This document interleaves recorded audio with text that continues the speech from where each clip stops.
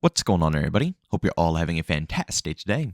Now, today I want to sit back and talk about a game that I've actually been really enjoying, and it seems like a lot of you guys are enjoying as well, and it's called The Finals. Now, of course, I think the closed beta is still going on right now till this current date. I might go ahead and try to live stream it today or maybe the next day. And of course, if you guys want to sign up, I believe it's on Steam. It's a little hard to get a code right now. Hopefully, they're going to make it more convenient as time goes on, but if you can get access, I think it's totally worth your time to go ahead and give it a try.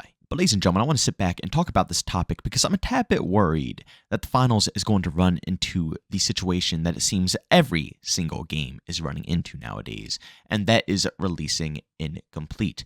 I'm a tad bit worried that they're going to go ahead and rush out this project. Now, yeah, like I said multiple times, I really enjoy the game. I love the gameplay. I absolutely adore the destruction. It's fantastic, and it doesn't even destroy the flow of the gameplay either when destruction is occurring. And also, while we're on the topic of gameplay, the variety of gameplay is even more insane. Basically, the stuff that you can do between a light character, medium character, and large character, and between their weaponry, and also everything in this game has a counter. Sentry guns, which I absolutely despise in any game that has, AI-controlled sentry guns that pull you away from the gunfight. But in this game, there's counters. The goo, there's counters. The gas, there's counters. Literally everything that is in your way, that is blocking you from your objective, has a way to get around it. So realistically, it's hard to complain about much when we narrow it down to the gameplay because you can literally counter anything that is annoying you in this title. I love that type of stuff. But just because the game is fun, it has a replayable factor, and I can see a little longevity in it, that doesn't mean that it's ready to launch. And I'll tell you right now, a bad launch will sadly ruin the whole reputation of this game. I think we all pretty much know how this goes. And me personally, I don't want the finals to go ahead and already tarnish their reputation. We have to be realistic here. We really have to be realistic. The game, despite the fun factor, is extremely buggy, has a ton of problems going on right now, and we do not even know how this is going to be when it comes over to console. You have to keep in mind, this is coming to console. We have no clue. And again, my rig is designed for content creation. I specifically got my PC so I can make sure I can try out games, test games, and give you guys the best possible reviews whenever something new comes out. And even I struggle to, maintain 60, 70, 80 FPS on this title, even on, sometimes the lowest of settings.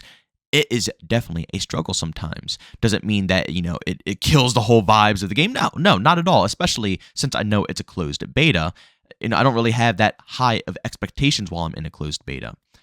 But I've come to the point where closed betas are no different than the final release, And even though I want to believe that they are ready for the launch, I just can't. Deep down, after seeing so many different franchises take horrible turns, after so many promises have been broken, I just can't realistically see that this will be completely polished off by the time that they're ready to go ahead and launch it.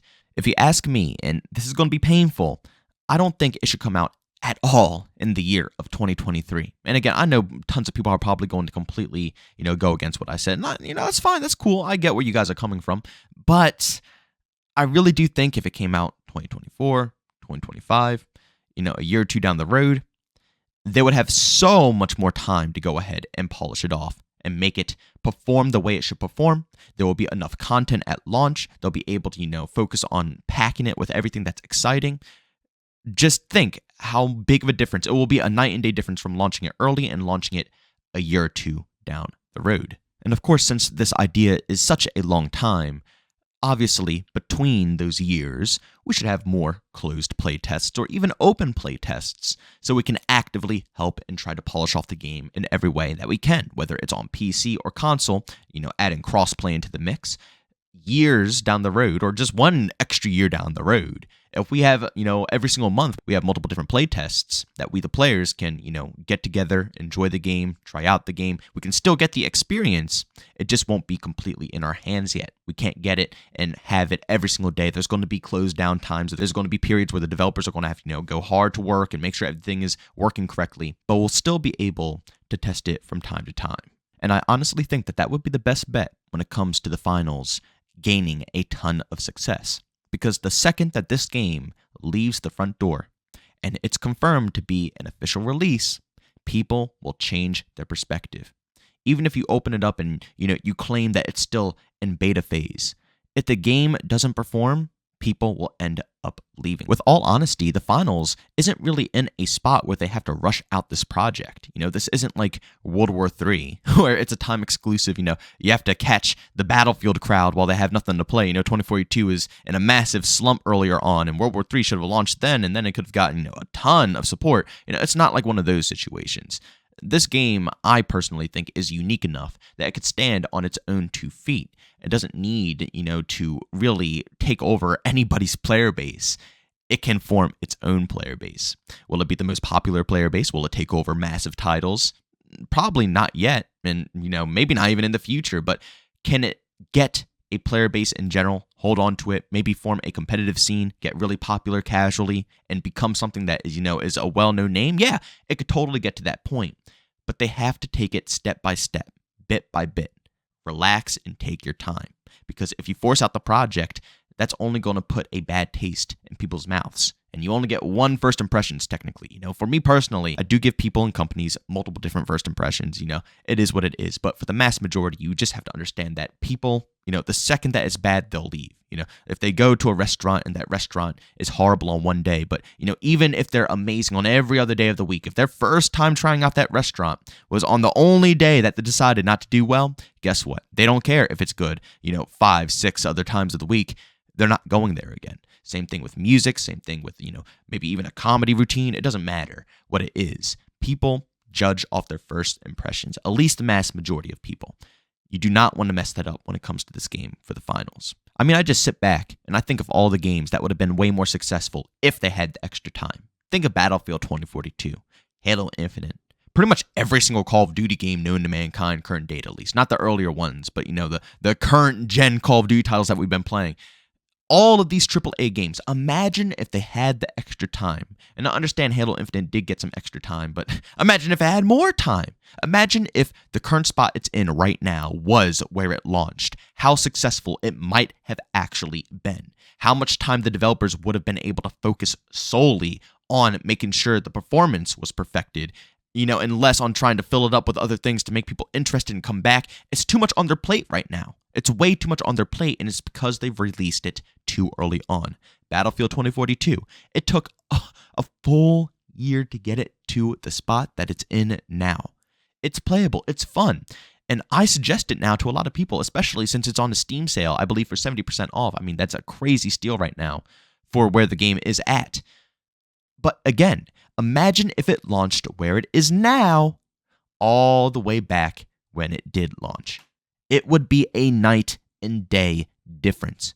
The way the maps are, the way the gameplay is, the way the community is, the amount of content that we have.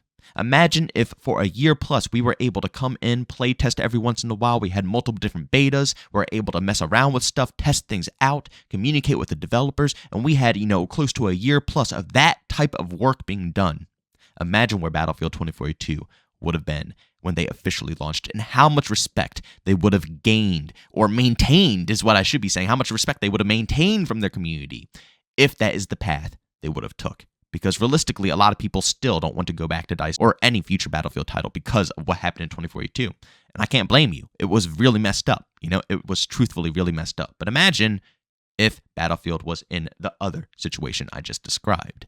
It would have been a night and day difference.